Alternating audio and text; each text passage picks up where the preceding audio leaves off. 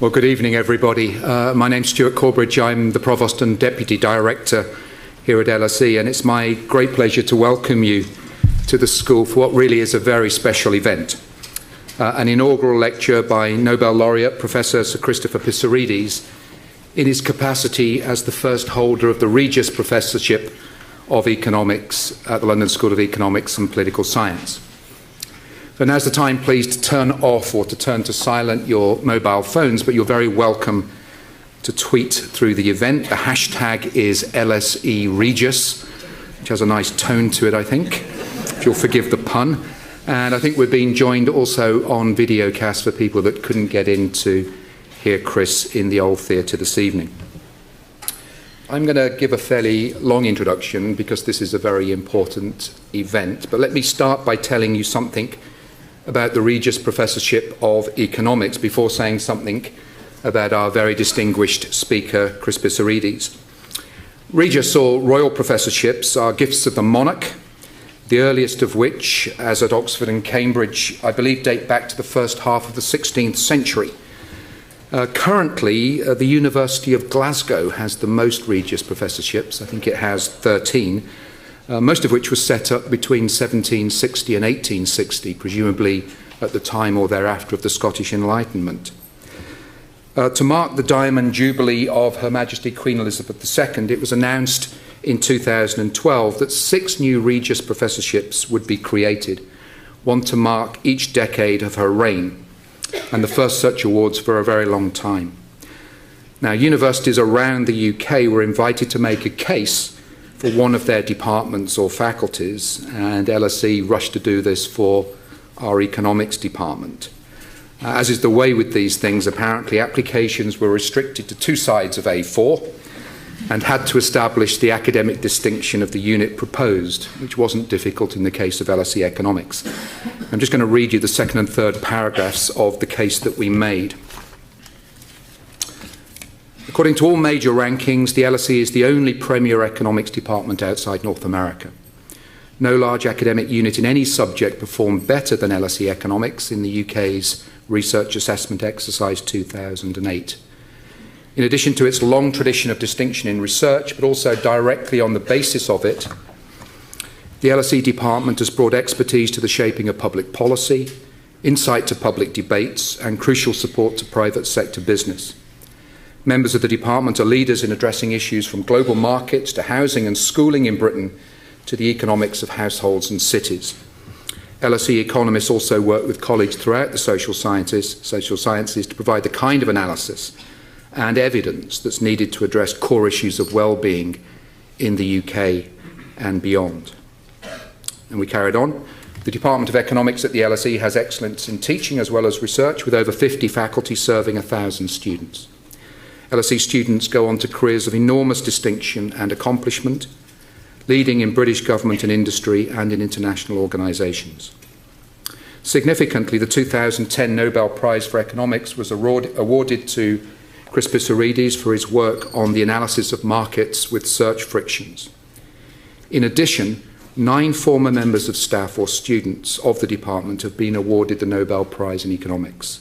Sir John Hicks, Friedrich von Hayek, James Mead, Sir Arthur Lewis, Merton Miller, Ronald Coase, who died recently, as many of you will know, Amartya Sen, Robert Mundell, and George Akerlof.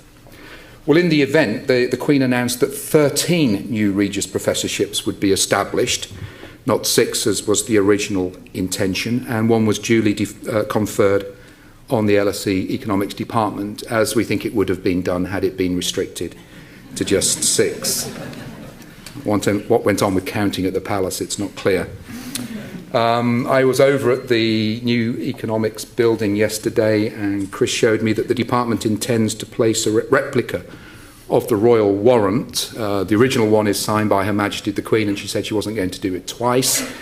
If we lost it, it will be put in a very prominent archway on the first floor of the splendid new building that economics occupies at the southeastern edge of Lincoln's Inn Fields. And there will be an honour board there that will list the names of all those who will hold the Regius Professorship of Economics. The department, of course, also proposed to the school that the first Regius Professor of Economics at LSE should be Sir Christopher Pissarides. who even within a very distinguished faculty stands out both as a very long-standing servant of the school and as an academic colleague who is widely recognised to be of extraordinary distinction. It was not ever thus, at least in terms of recognition. I think I'm right in saying that when Chris first applied to study at LSE as a young man, he was rejected. Twice, I believe.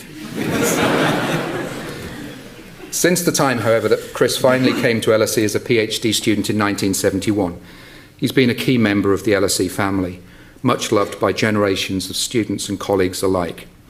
There really was a feeling of tremendous joy, I remember, just over 3 years ago in October 2010, when it was announced that Chris had shared in the Nobel Prize for Economic Sciences that year, along with Peter Diamond at MIT and Dale Mortensen at Northwestern University.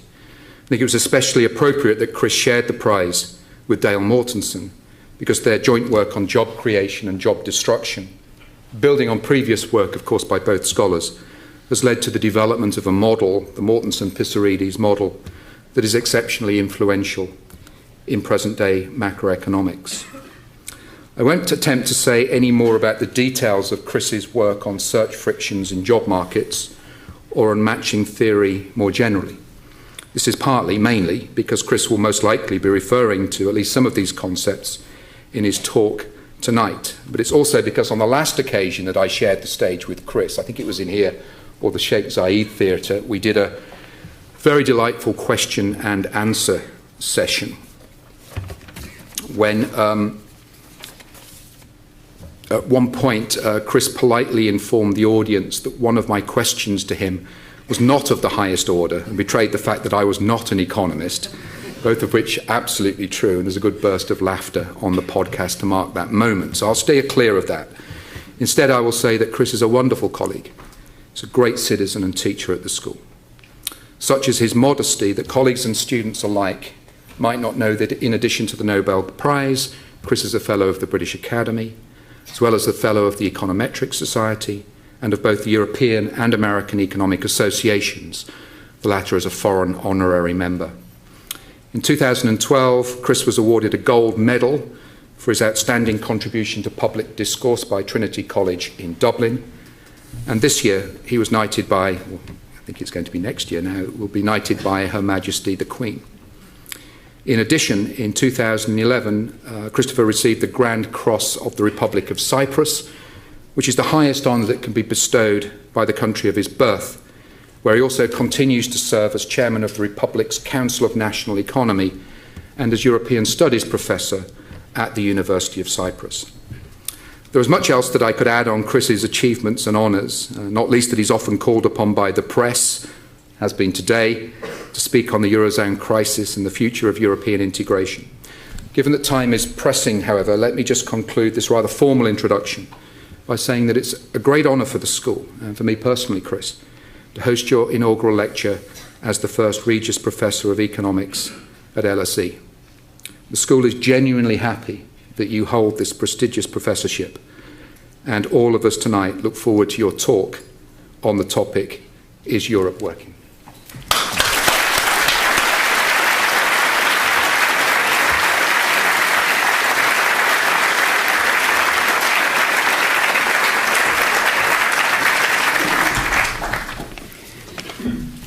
Thank you very much, Stuart. I'm really honored, but more sort of moved to see so many good friends and students upstairs and listening to your words. But I hope I recover to give this presentation because I wonder when Emma first asked me what I wanted to talk about. I thought I hadn't decided because it was so many months ago.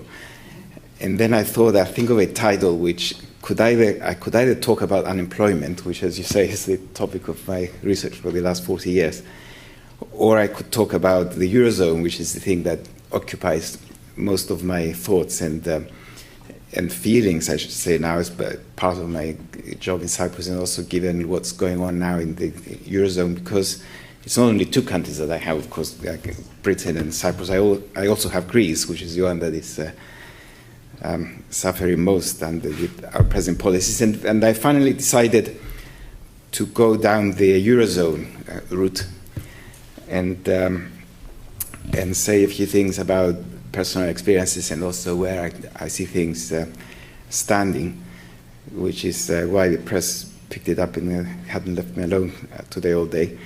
Now, of course, you recognize where the title came from. I need something to move the slides with.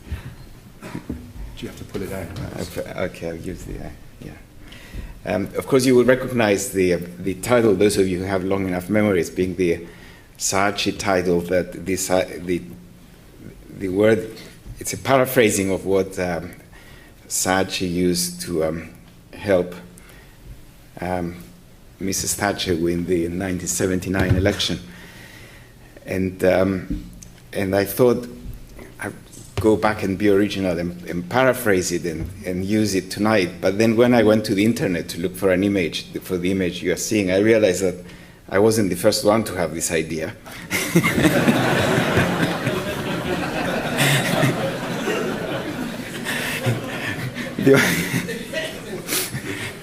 The one I especially like is the one in the bottom line, the world isn't working. which reminds me of the school in Cyprus when our teacher of religious instruction gave us a test that said write down the names of as many saints as you remember with their days, the days they are celebrated in the Greek Orthodox Church. And one boy wrote down All Saints, June 30th, and handed it in. But of course he was the winner. So today the topic will be very much Europe. So the question is, did Europe ever work, meaning the European Union? And I think so, actually. I think it was a great success. I mean, it's questionable whether it's European Union that brought lasting peace to Europe, but that was the original intention of Robert Schuman in the 1950s, that Germany and France especially should come together and cooperate on economic matters, and little by little they should move on to political cooperation. But then the first European Economic Community was formed in 1958 with the Treaty of Rome, and it expanded and expanded, and now it includes almost the whole of Europe outside Russia, I guess. Trade expanded, poorer countries caught up, and there are a lot of benefits to continuing this cooperation. We still need to do some work, especially on the single market in services, because it's still not possible to locate and operate under the same rules throughout the European Union. I think it's important that it should be done, but they're working quietly behind the scenes there, and we're going to get there one day. Now, the question is Europe still working in that way? Well, in the 1990s, when the single European currency was being debated, I thought it was a good next step towards European integration. And in fact, one of the things that persuaded me, believe it or not, is coming to this theater to listen to a discussion that Valéry Giscard d'Estaing and Helmut Schmidt had about the euro and why we should continue with European integration down this way. And they set it up very nicely. They were both pro-European. They were prepared to make national sacrifices to make the European project work. And I fully supported it. In fact, I joined the Cyprus Monetary Policy Committee, worked on it for 7 years to bring the euro to Cyprus. I joined the Treasury Commission here that prepared the famous 6 tests for entry into the euro, and I did the same for Sweden, in fact. It's a mere coincidence that the 2 countries I worked on decided not to join the euro, except for Cyprus. But the way I see the situation now is that it's really very unsatisfactory. In fact, I think it reached the point that unless we make the necessary reforms to the European system that we have now to make it more growth-friendly and more employment-friendly, you know, to create more jobs, to employ especially the millions of young people who are unemployed, we might as well give up. There's no point in continuing the way we are now, just dealing with one problem after another in an ad hoc way, and at the end thinking that we've succeeded because we managed to keep it alive for a few more months, and not taking the important decisions that have to be taken.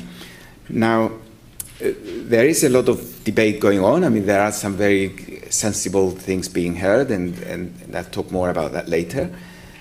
But decisions don't seem to be made. It's all opinions and discussions and negotiations. So that's going to be my theme. I'm going to show where we stand with decisions not being made, and then I'm going to say what I think should be done to make the euro and the eurozone work again. Now, I want to begin by showing you the present situation in the eurozone, and you will see that they're really the eurozone is really the sick man of the global economy in terms of performance. I mean, and I think this chart is probably the most telling.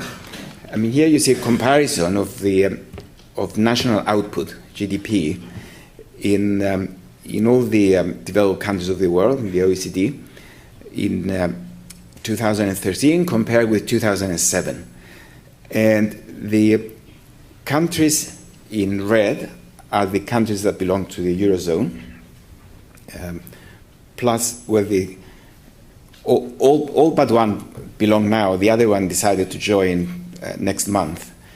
And congratulations to them. That's Latvia. In fact, you can see Latvia is only second to Greece of having the worst record. And they decided to join, so they satisfy the credentials, I guess. And as you can see, where you see the negative side, where countries that are worse off now than they were in 2007, is completely dominated by the countries of the eurozone. So it looks like the rest of the world has come out of recession. They've now overtaken their peak in 2007, but not the eurozone, with the exception of Germany, Austria, Belgium, and then Lithuania, France are about the same level, and Malta and Slovakia, we have no idea why they're so far to the right, but they are. I mean, they're smaller countries, obviously. It's more volatile. Now here, I picked up all the countries with negative difference, so the ones that are worse off now than 6 years ago. And the average of the eurozone, of course, is there, the easy there, which is about -2. And you can see that the worst performing ones are in the eurozone. I mean, Greece is 22% below where it was in 2007. Latvia, 8-10%. Italy at about the same level. Cyprus about 7% and still going. And then we come to the blue ones. That's Denmark. Well, Denmark is shadowing the euro, so it's as good as being in the eurozone, which comes next. Then Hungary, Iceland, we know about Iceland's problem, and the UK, which is behaving in the way that would have made a German proud if they were in the eurozone. Now here you see unemployment. This is total unemployment. And again, I put in red the countries that are now under a memorandum of understanding, which effectively means that the countries that have the troika dictating what their economic policy should be. And you can see that they're the worst performing countries. I mean, Greece and Spain have unemployment rates more than 25%. And then come Portugal, Cyprus, Ireland, they're all there. Croatia is in the middle. And again, Croatia has only just joined the European Union. So again, you can see they're one of us. That's why they wanted to come in. High unemployment, why not? They satisfy the criteria. And then youth unemployment, which is even a worse story. Spain, Greece having youth unemployment rates of about 60%. And then come Croatia again with 50, Cyprus 40, Italy 40, Portugal very close to 40. And this is really the sad story, because this is something that's been going on for 6 years now. And although the Eurozone economy looks like it's picking up by something like 0.1, 0.23. That kind of growth will do nothing for this unemployment here. And that's why you may have seen the quotations that said one of the reasons, if not the main reason, that I support that something has to be done quickly about this is this lost generation of youths. Like Mrs. Merkel herself suggested that maybe they should migrate, but if they want to come to Germany, they have to learn German and get into their apprentice training programs. Well, the point is that you don't want immigration to be the corrective mechanism here, because you are going to lose your best young people. I mean, we don't want to see Greece and Spain be emptied of all the educated, the highly trained young people and go and work in Germany or wherever else, because these countries need what they can contribute to in the future. You want to nurture them there, not outside their own countries. So now I'm going to make a few remarks as to why Europe isn't working currently, at least the way I see it, and that brings in politics a little bit, and then describe the current attitudes, and you will see there why I feel rather pessimistic about the possibility of bringing about what I would consider to be good policies. Well, what we have now, I think, the situation we're in now, is that national interests within the European countries are as diverse as they've ever been. I don't think we ever faced a situation where countries have such different interests, even within the Eurozone, from each other. And the problem we have in Europe is that we never pushed for political union. So what matters more to political leaders is what their own nations, their own voters think and believe, rather than what European voters believe.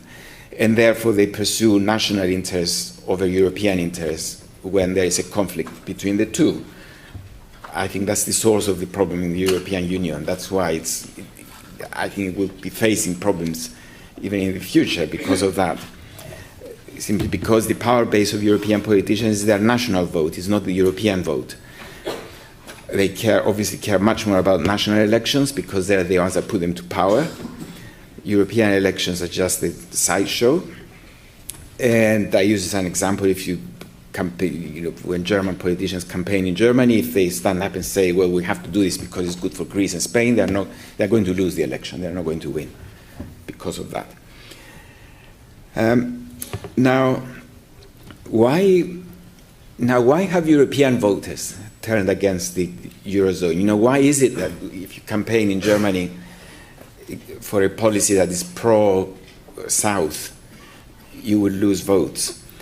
And I think the basic reason here is that if you are going to make the Eurozone succeed, you do need to have transfers from the richer countries to the poorer ones. And Germany, being the richest, is the one that has to pay most.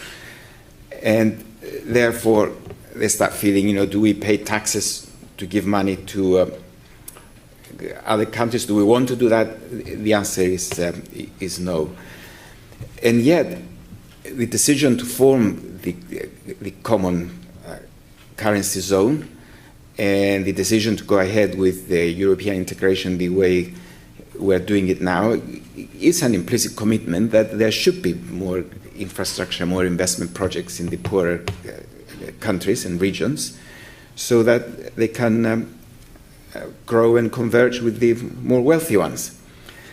And that investment process needs to be a decision that is taken by all Europeans together, not individual countries.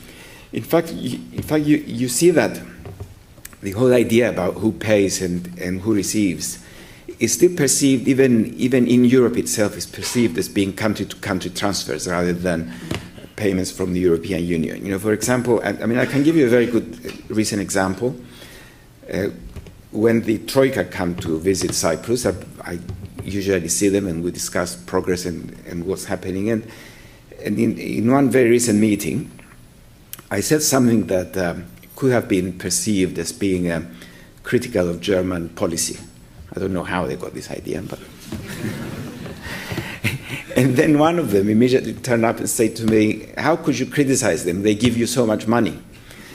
Which really surprised me, because it's not Germany that is giving us money in Cyprus, it's the European Union, it's the Troika. The Troika has the IMF, the European Commission, and the European Central Bank. It doesn't have Germany in it. Instead of telling me, Europe is giving you this money because you need it to avoid bankruptcy or something, it's saying Germany is giving you the money. And that was a European official. And I think that's the key, that we still don't think of Europe. I mean, even they who work there don't think of Europe as one unit. They think of it as a collection of countries that they pass money to each other. Now, what happened what I said about the need to transfer money, we see it happening all the time. For example, in America, we know that California is probably the wealthiest state, and we think it can stand as a single country. But in fact, California was developed with his coast money that provided the infrastructure, all those canals that developed agriculture initially, all those the railways and all that. They were funded by the states that were already developed in the United States at the end of the 19th century, by New York and Pennsylvania and New England. And there are still huge transfers taking place through the defense budget and federal taxation. We don't have that kind of thing in Europe. West Germany itself transferred vast amounts of resources to East Germany after the fall of the Berlin Wall to bring about the integration between the two. And of course now China, which has this phenomenal development, is mainly an East Coast development, and they are transferring huge sums of money inland to provide the infrastructure. In fact, I experienced one of them recently when I visited the University of Wuhan, and it was amazing. It was like ultra-modern road networks, railway stations, airports, and not enough people to use them. And they're saying, oh, don't worry, we'll bring enough people soon enough to use all these facilities here. But they first build the facilities and then bring the people to do it. Now, why don't we do that in Europe? Well, the reason is that Americans, Germans, with East, West, Chinese, they feel part of a single unit of the same country. But in Europe, we don't. When rich nations like Germany are asked to provide money for the poorer nations in Europe, they look at it as wasted money that is given for some need or because of some earlier commitment, but wasted nonetheless. And they have an example to show you. If you don't read German, that means, well, here's my Google translation for me. I should say, if you don't have access to Google translation, then what that says is Greece needs more money. And then that was painted blue and white, the gutter below.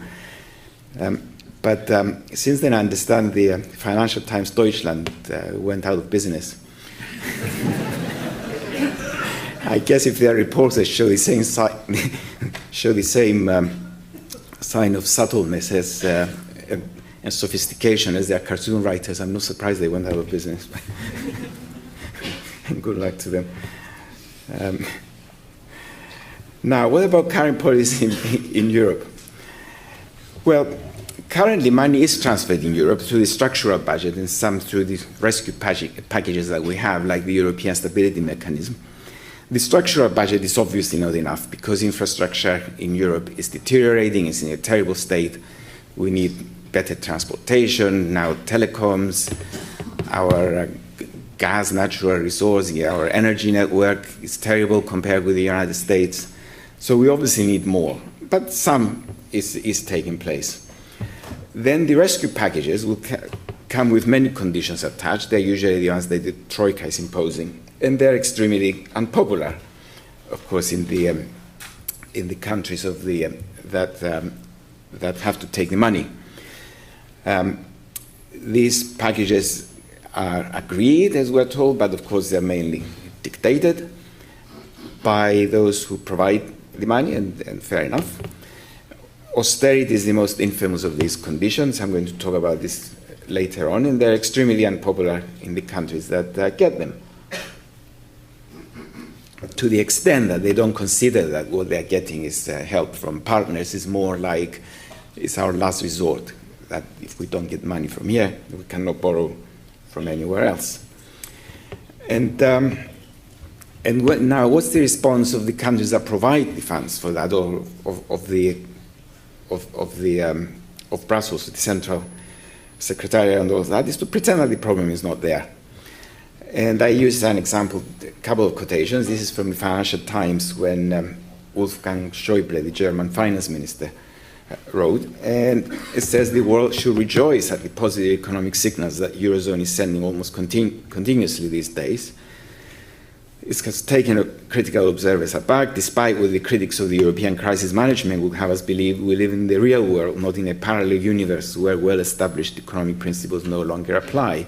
Well, again, those of you with a long memory will remember the there is no alternative statement to such policies, but this kind of triumphant statement that the world is rejoicing by watching the Eurozone. Well, I have to say I traveled a lot in the world recently. I haven't seen any rejoicing at what Europe is doing, but there you go.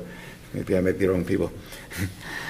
And then the president of the European Council, at a meeting that I was fortunate enough to be present, in fact, expressed a view which, if you look at the European Commission website, you see it more and more coming out of officials, that national and European interests coincide more and more. We need an ever closer Eurozone. The integration via the euro is so profound that Europe has become part of daily life. Indeed, to some extent, solidarity is a new idea in the Union, which when I heard it, I kept pinching myself, going like this. Well, you may not know that Herman van Rompuy is a poet as well. He's a published poet. He publishes haikus, these short Japanese poems. So I explain this only to poetic license, which may be transferred to his other writings, not only to his collection of haikus.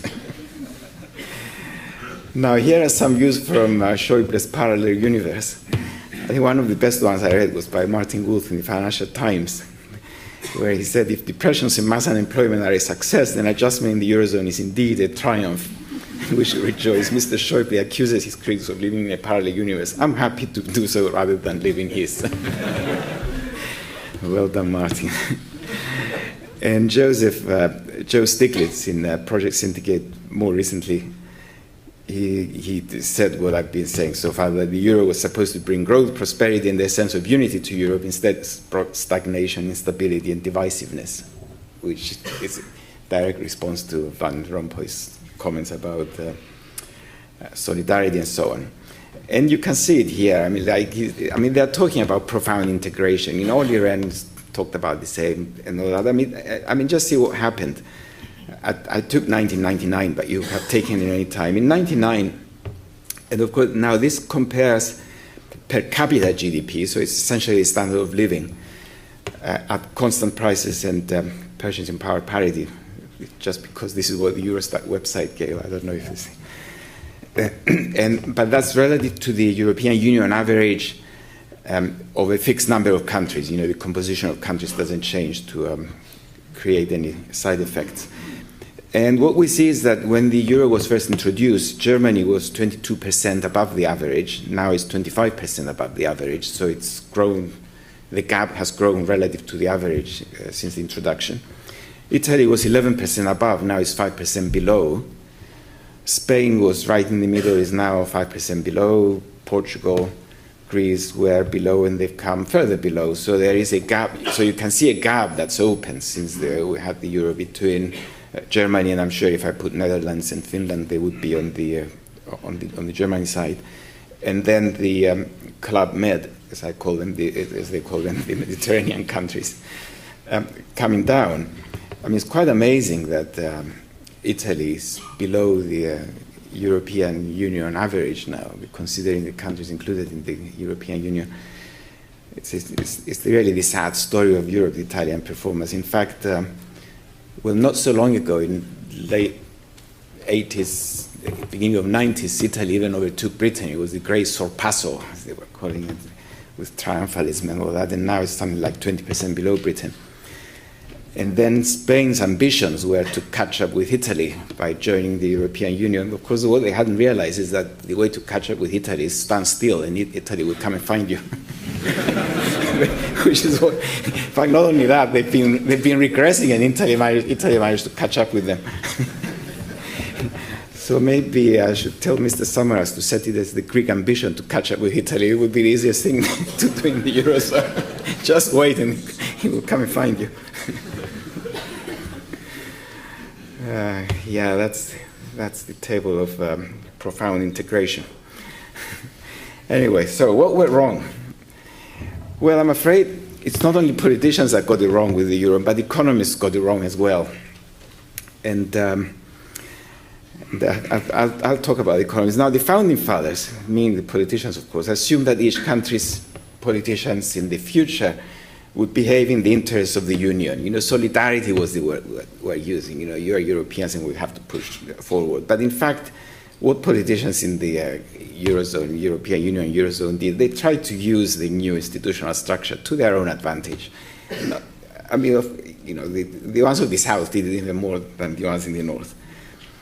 But that's the problem with the institutional structure, of course. You know, so we got large budget deficits and borrowing on the strength of a common currency, build-up of debt, overextended banks, especially in the construction sector.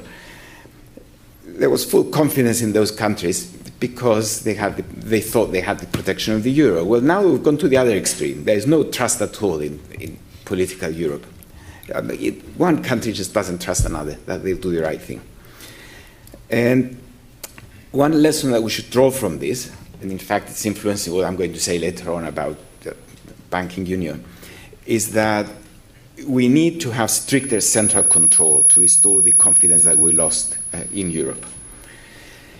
Now, economists got it wrong because, and that's part of the problem, is that modern economics is still struggling to find a reason for price stickiness that hurts the real economy, but that's exactly what we're seeing now.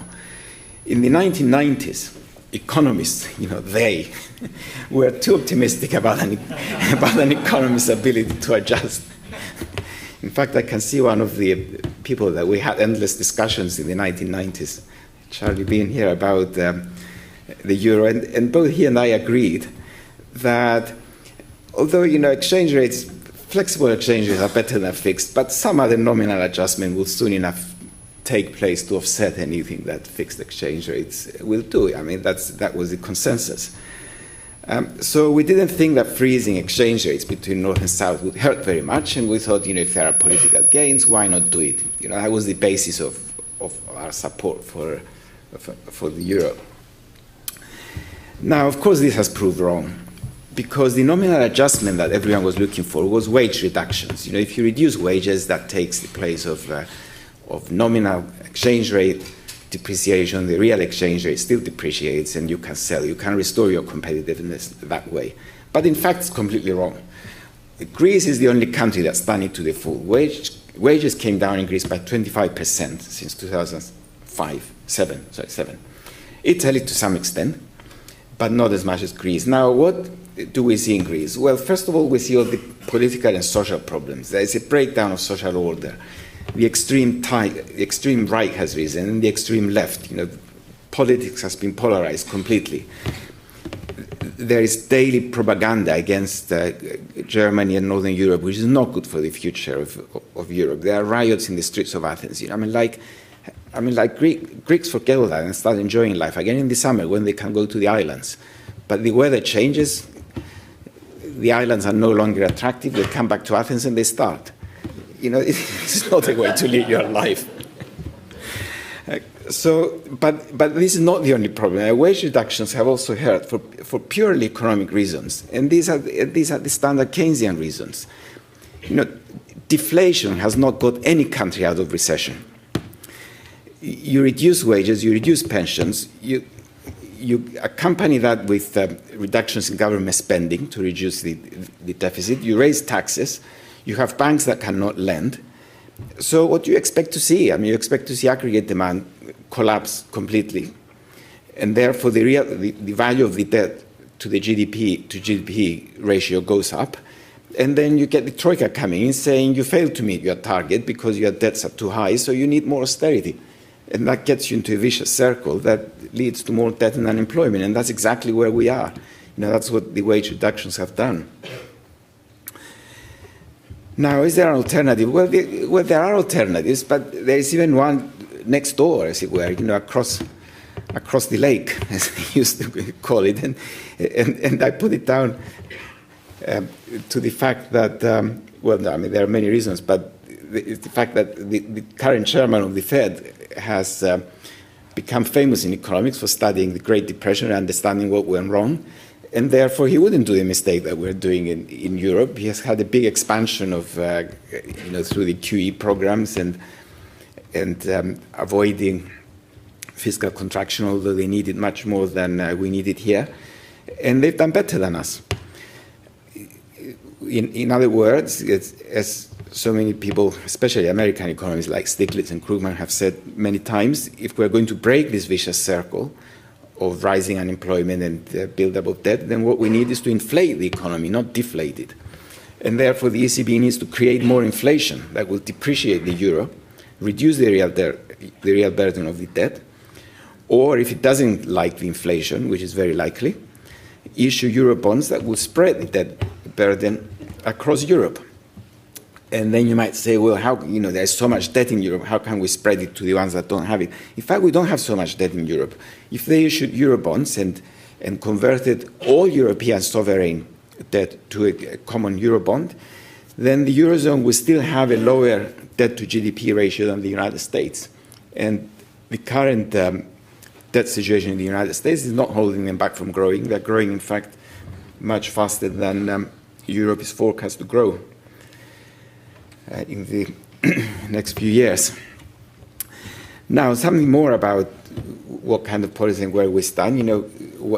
What's the ECB doing? I should say that I do support, actually, what the European Central Bank has been saying recently about banking union and the rest. I'm not critical of what they're saying. What this slide and the next are meant to point out is that their job is so hopeless, they can never hope to do a proper job for everyone. And the reason is that if you apply a Taylor rule, which I mentioned is a way of evaluating monetary policy, then you'll find that what the Eurozone is doing now is the policy that the Taylor rule would recommend for a country like Germany, but it's a very, very poor policy if you use the economic conditions of the European South. But what's worse is that if you look at the latest data, it's impossible to get a Taylor rule that would be good for both. What I say in the two slides, in the 2 bullet points, is something that has been done by someone, but I just couldn't remember his name to mention it. But there is research that shows that a Taylor rule for the ECB would give you, if you put the German fundamentals in, it would give you the right policy, but not if you put the South Europe fundamentals. And here is the problem. Inflation in Germany is 1.3, which is one of the drivers of the Taylor rule. In the Club Med, inflation is minus 0.36. There is deflation. So there's no way you can get a policy that will satisfy both those. And then unemployment in Germany is 5%. The average of the Club Med is 20.5. The Club Med, by the way, has Portugal as an honorary member. I do know that Portugal doesn't touch the Mediterranean Sea. But they're allowed to enter their Mediterranean. They have the Mediterranean spirit.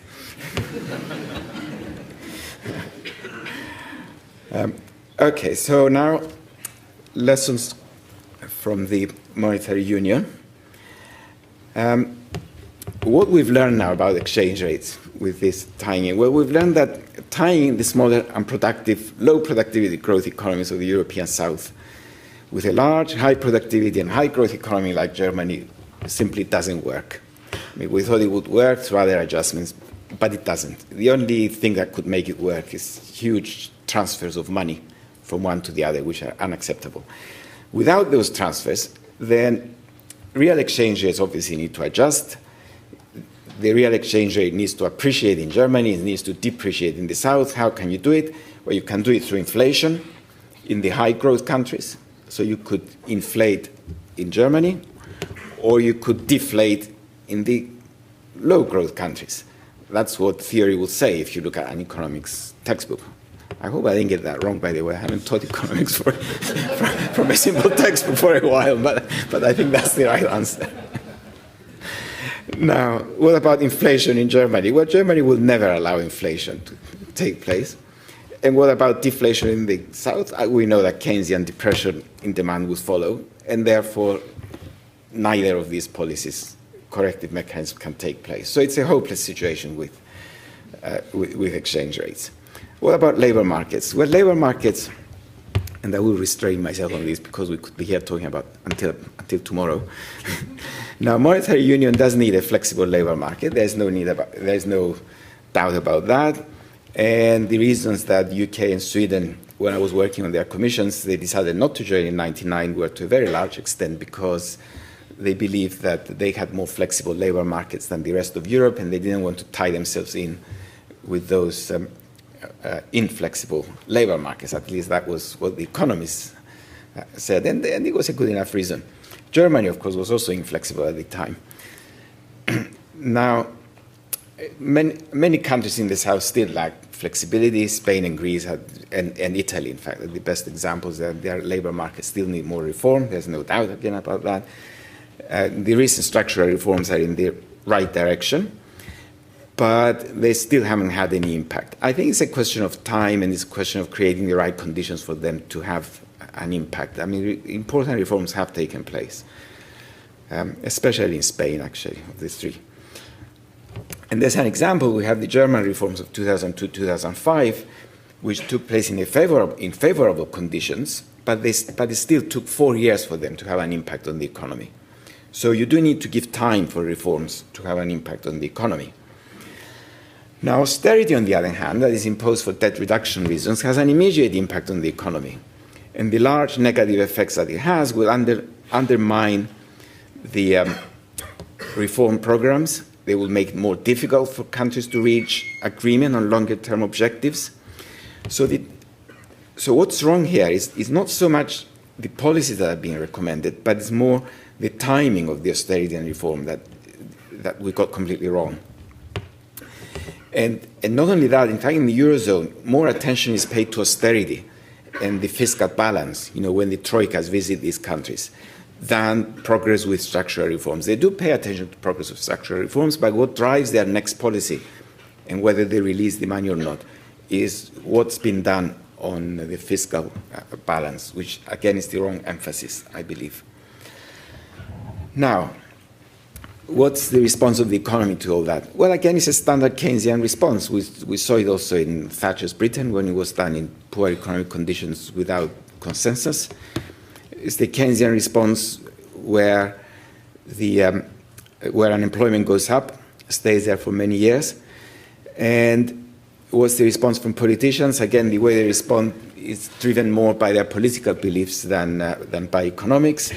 And I have this example here that a few months ago, Gerhard Schröder, who was the chancellor in Germany, who brought about the reforms of 2002 to 2005 and lost the election as his reward from that.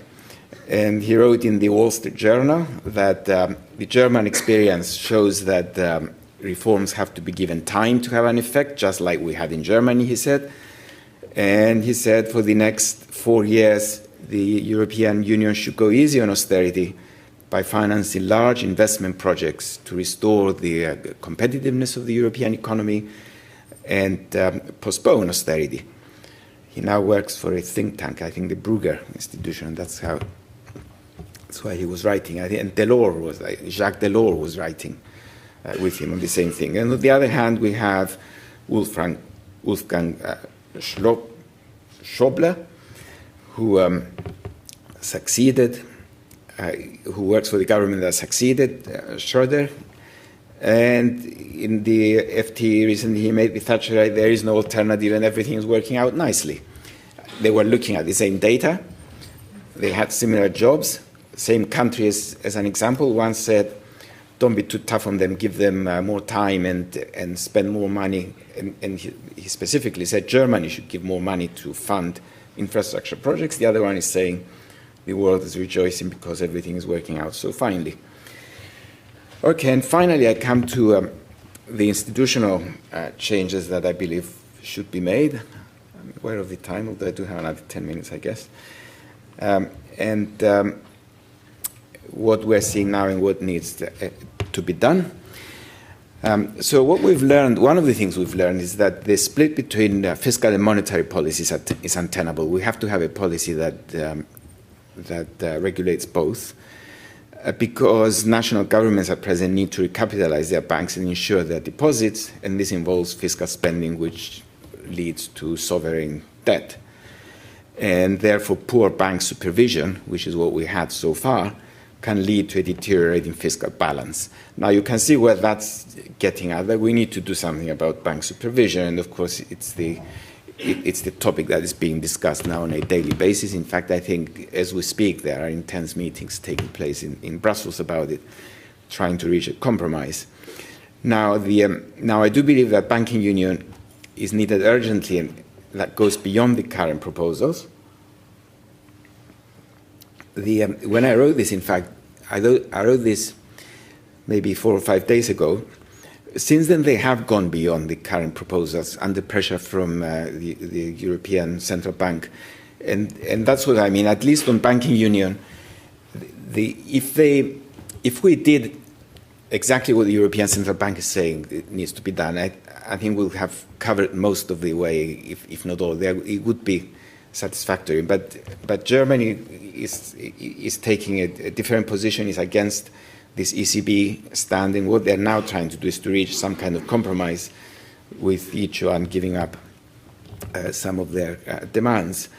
Now, so the current proposals even then looked good, but they're been delayed a lot. I mean, banking union was supposed to happen in 2013. Now it's expected in 2015. And today I was reading the FT, maybe 2016, that we expect to have the common supervisor with the fund. The fund that he needs or she needs will take another 10 years to build up. I think what we need is more powers for the ECB, or if they don't like it, to give it to the ECB, at least an independent regulatory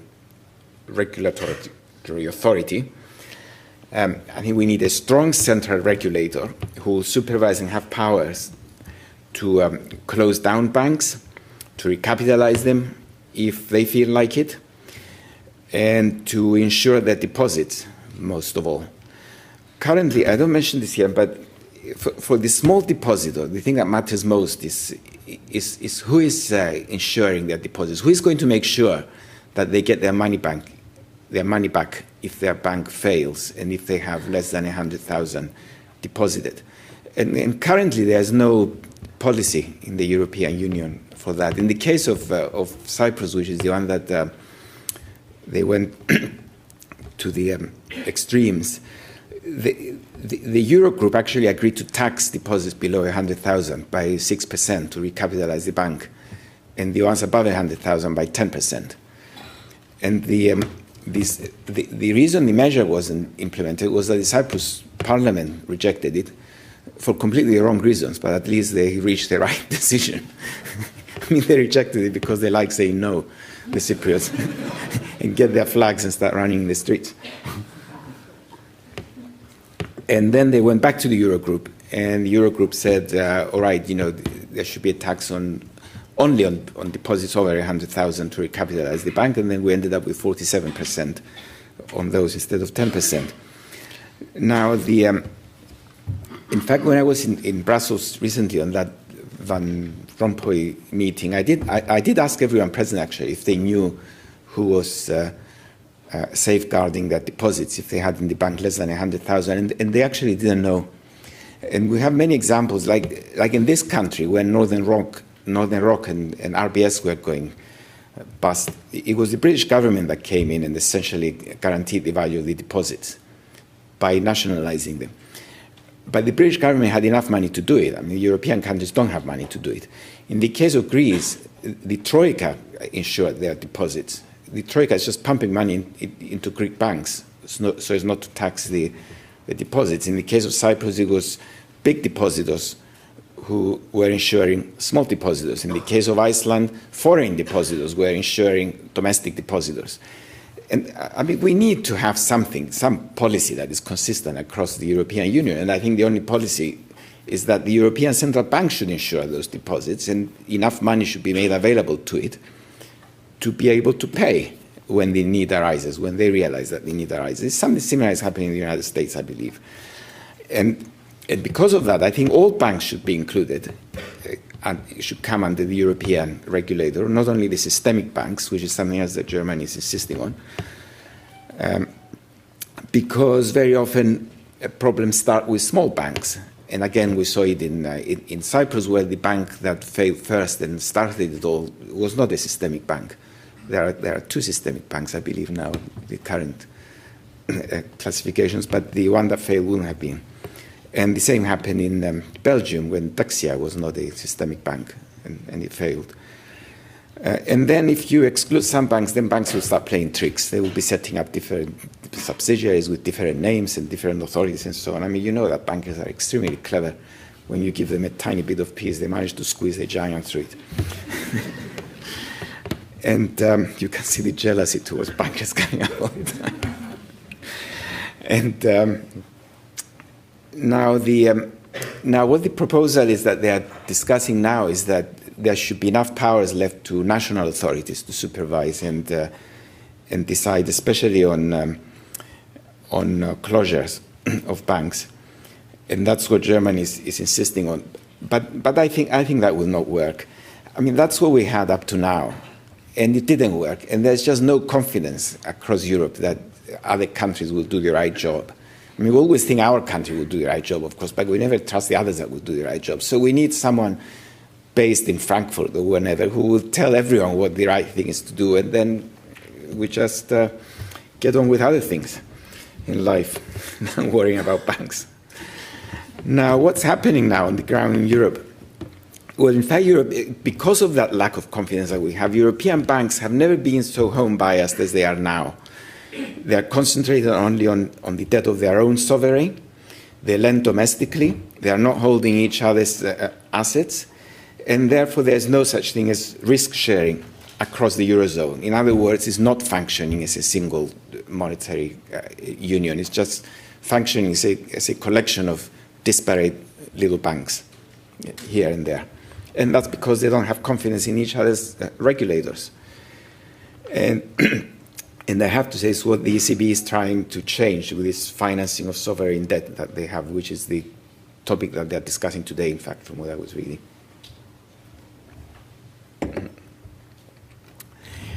How can we do need to restore trust. Maybe it's a little bit repetitive. And therefore, we should give up we should not give too many powers to the decentralized supervisory authority. Because it's failed, we should create the fund as soon as possible. I mean, the fund is supposed to have 55 billion euros. And again, because Germany is putting pressure that no government should contribute into that fund, they think that it should all be accumulated from a tax on banks. They say you should give them 10 years to do it. So the proposal is, if it starts in 2014-15, it would be 2025 before we have the fund that can insure the deposits, which is far too long. Then there was a counter proposal from the European Central Bank, I think it was from them that came, that at least do this, but at least let them borrow from the 500 billion fund of the European Stability Mechanism, provide the fund now so it can insure deposits now.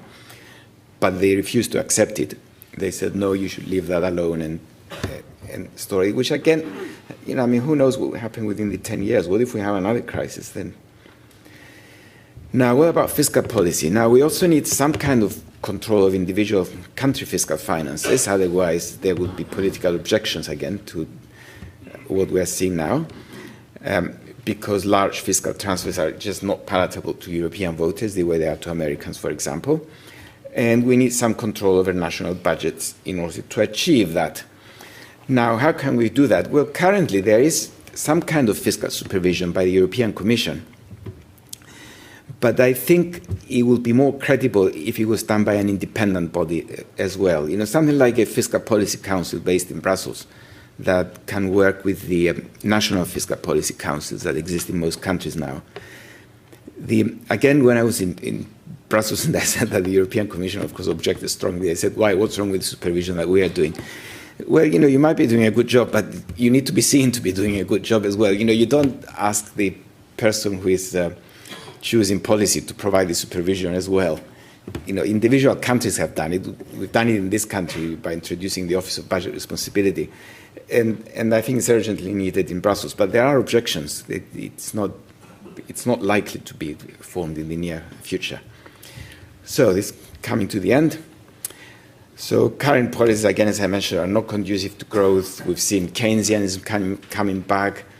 So it's, I was born a Keynesian and I'm going to die a Keynesian. Never mind about what happened in between. But at least they won me a Nobel Prize.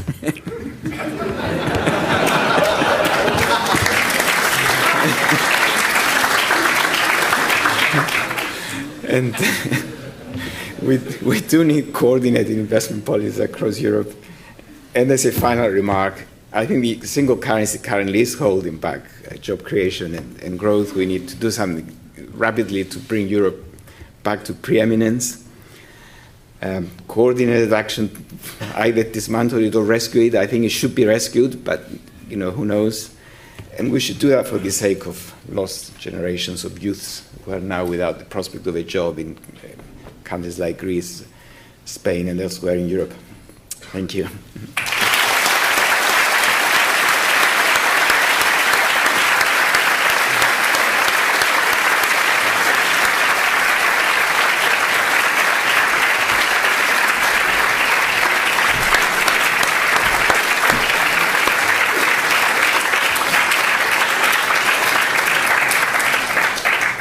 Thank you very much indeed, Chris. We have a fairly unusual evening tonight, so we're not having time this evening for question and answers from the floor in the usual way. Some of you will know who you are welcome to come upstairs to the 5th floor shortly, and you'll be able to talk to Chris there. It just falls to me to say one of the things that I think we'd like to do more of at LSE is to have inaugural lectures by the people that come to the school or people that get new positions within the school. But it's been a great privilege tonight to hear from a Nobel Prize winner, an avowed Keynesian, about very important issues in the area that we all live. Just before I ask you to give a final round of applause for Chris, can I just also ask you to sort of sit in your seats, particularly if you're downstairs, and let Chris get out to the lift first so that he can be upstairs on the 5th floor to meet those of you that are going up there. So many thanks again, Chris, for being with us.